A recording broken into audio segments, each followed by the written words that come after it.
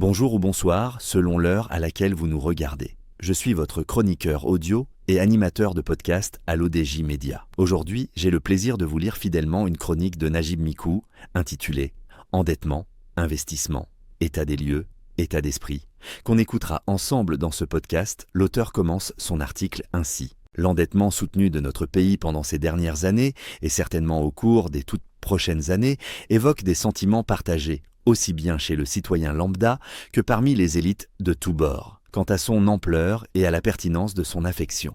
Face à ces deux questions pour le moins légitimes, des clarifications s'imposent pour que chacun soit en toute connaissance de cause avant de se faire une position là-dessus.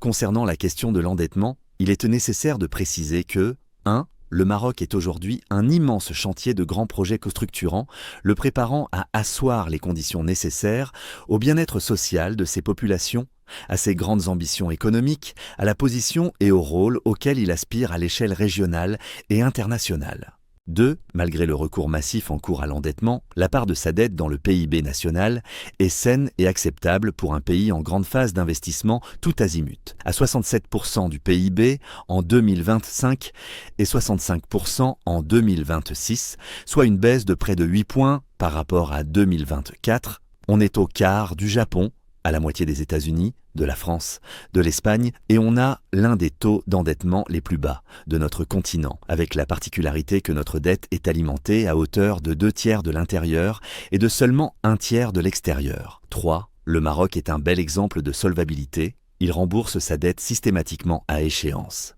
4. Le remboursement de sa dette n'impacte nullement ses réserves de change qui sont solides et lui permettent de financer ses importations avec une fluidité remarquable. 5. Son déficit public est l'un des plus faibles au monde. On est à 3,5% actuellement pour baisser à 3% en 2026, ce qui nous permet de sauvegarder durablement nos équilibres macroéconomiques.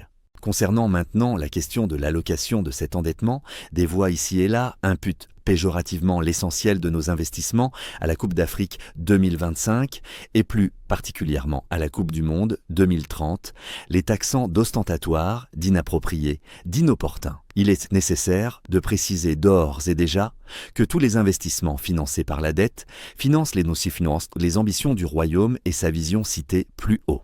Il est tout aussi nécessaire de préciser que 1.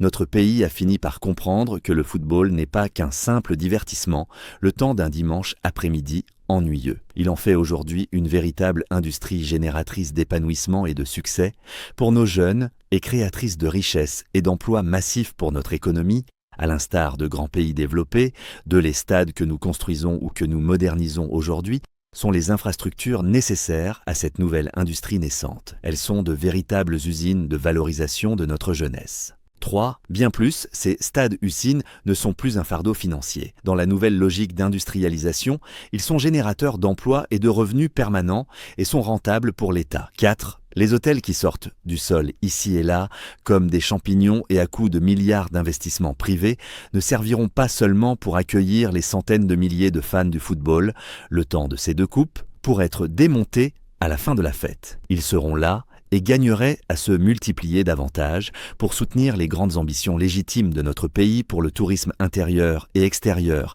qui ne représente aujourd'hui, dans un record historique, que 20% des touristes et 10% des recettes qu'engrange l'Espagne, avec qui nous comptons de très grandes similitudes géographiques et culturelles. Faut-il souligner ici que le tourisme est le véritable pétrole de l'Espagne ? 5. Les hôpitaux et autres infrastructures sanitaires qu'on s'active à réaliser, et dont une partie relève effectivement de nos engagements avec la CAF et la FIFA, ne sont pas des gadgets dégonflables qu'on va mettre sous des paillassons après ces coupes. Elles sont venutées à point nommé pour combler un malheureux retard accumulé depuis quelques décennies dans ce secteur névralgique pour nos populations. Par conséquent, la Coupe d'Afrique 2025 et la Coupe du Monde 2030 sont un propulseur inespéré et très puissant qui va structurellement changer notre cadre de vie collective, activer notre rythme de croissance et de développement, insuffler une formidable vivacité dans le sport comme nouveau secteur économique de grande importance et dans des secteurs non moins importants tels que la santé publique, le tourisme, l'économie du terroir, les services, l'histoire dira et retiendra que ces deux événements qu'on souhaitait organiser depuis les années de Vache Maigre étaient l'un des mobiles majeurs d'une vision royale pour le développement, la grandeur et le rayonnement international d'un pays, d'une grande nation. Merci de nous avoir suivis. Vous venez d'entendre une lecture rigoureusement fidèle de la chronique de Najib Mikou. Je vous donne rendez-vous très prochainement pour une nouvelle chronique sur l'ODJ Média. À très bientôt.